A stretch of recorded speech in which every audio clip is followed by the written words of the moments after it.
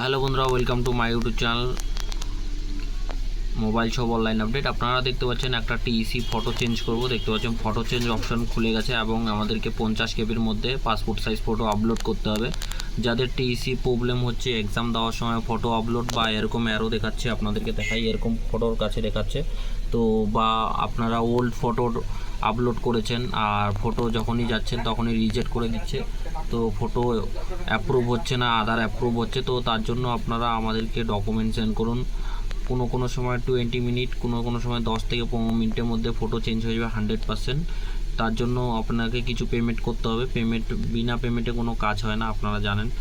কোনো কিছু নিতে গেলে কোনো কিছু পেমেন্ট করতেই হবে আপনাকে। তো পেমেন্ট করবেন 20 মিনিটের মধ্যে বা 10 মিনিটের মধ্যে ফটো চেঞ্জ হয়ে যাবে। তো দেখতেই পাচ্ছেন। তো যারা ফটো চেঞ্জ করবেন বা যাদের ফটো রিজেক্ট হচ্ছে বারবার, তারা ডকুমেন্ট পাঠান, টিসি নাম্বার, পাসওয়ার্ড এবং পাসপোর্ট সাইজ ফটো, সাথে ফটো চেঞ্জ হয়ে যাবে।